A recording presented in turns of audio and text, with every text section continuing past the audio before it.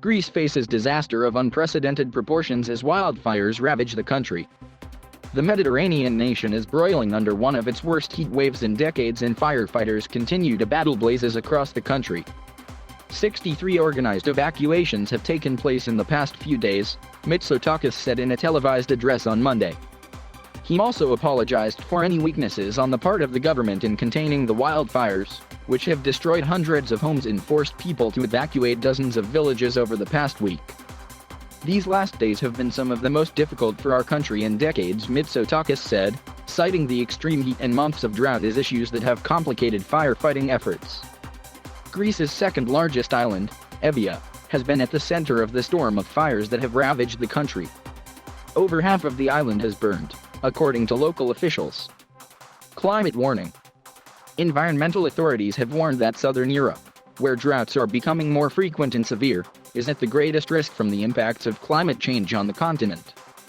It is obvious that the climate crisis is affecting the whole planet, Mitsotakis said. That is the explanation, but not an excuse, or an alibi. We may have done everything that was humanly possible, but in many cases this did not seem to be enough in the unequal battle with nature, he added. On Monday, a State of the Science report from the United Nations Intergovernmental Panel on Climate Change concluded it is unequivocal that humans have caused the climate crisis and confirmed that widespread and rapid changes have already occurred, some of them irreversibly. Scientists are more confident than ever in connecting the dots between the climate crisis and extreme weather. Globally, droughts that may have occurred only once every 10 years or so now happen 70% more frequently, according to the report. And amid unrelenting drought and record heat, wildfire seasons are now longer and result in more destructive fires. While Europe has battled wildfires for weeks, across the Mediterranean, North Africa is also facing the threat. 4 people died in wildfires in Algeria, state media reported on Monday.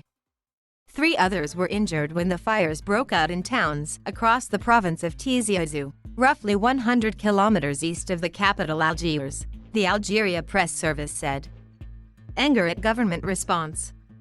Hundreds of protesters rallied outside the Greek parliament in Athens on Monday over the government's handling of the wildfires.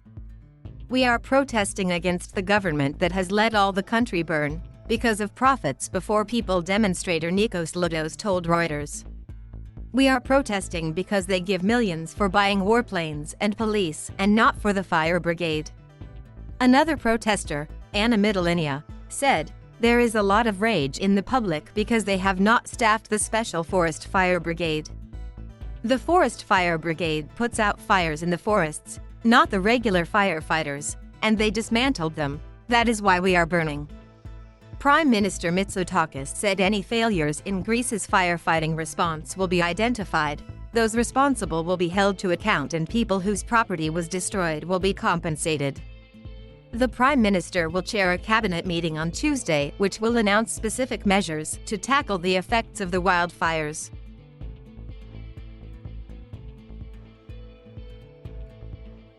Thank you for watching. Please subscribe.